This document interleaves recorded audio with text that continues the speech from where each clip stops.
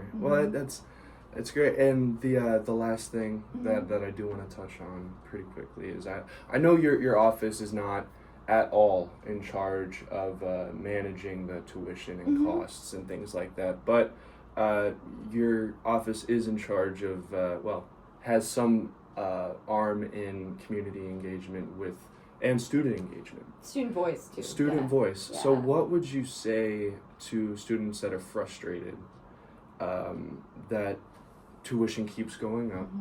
And like we discussed earlier, a lot of them are low income that don't have the safety net to fall back on. So what is the ability of Green Bay as a campus to build itself up based on a raised tuition and an administrational body that is obviously frustrated as well for us,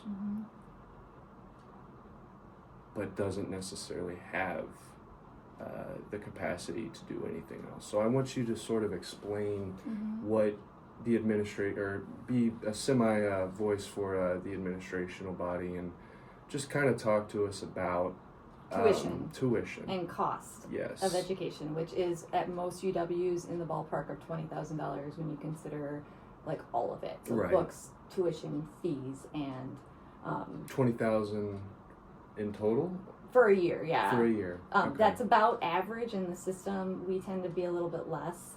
I think the if you go on the UW system affordability dashboard, you guys are number one. Almost we're number 2 behind Parkside.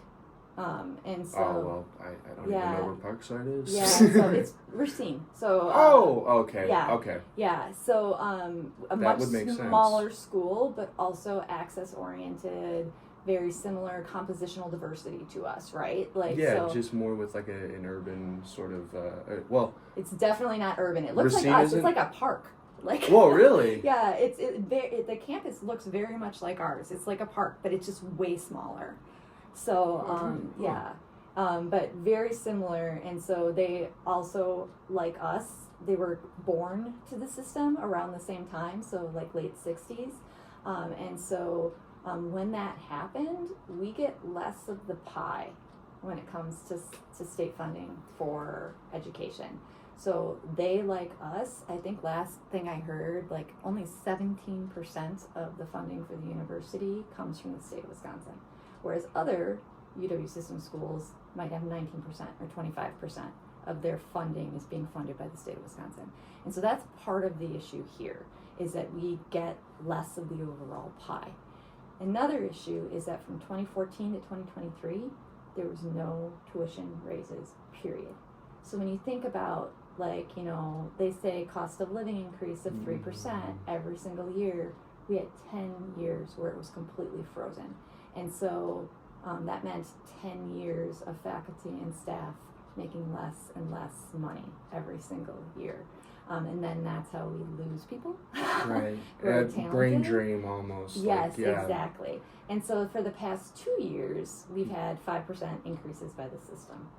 This last increase, once they decided we're going to have this 5% increase, they called up all the chancellors and says, you have like 3 hours to decide. You can either take a 5% increase or you can take a 4% increase and figure out how to just manage your budget that way. UW Green Bay was the only school to say our students are stressed out about money enough, we're only going to take the 4% increase. And that was because of our chancellor making that decision. Our enrollment has been trending good for the past 7 years. Outside of Madison, we're the only one that's seen 7 years of growth, right? In a row. Yes. Wow, that's great. Yes.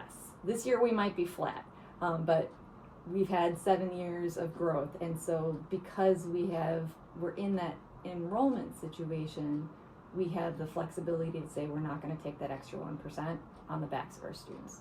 So now that could be good, that could be bad in the future, because if we do have to take another raise, in the future, like, how are students going to feel about that? I don't know how they feel. Did they feel a difference between 4% and 5%? It's going to save you what, an extra $50 a year, maybe? You know, to be honest, the feeling is just the overwhelming nature of just paying for it. You know, a lot of people here are first generation, myself included. And You should join my org, but anyway. Well, we could talk about I'm that. always recruiting. So. Oh, well, hey, you know. I personally, what I would say, as someone who does have first generation status, there's a feeling of imposter syndrome almost, where you feel like you're living a lie. You know, you're not where you belong.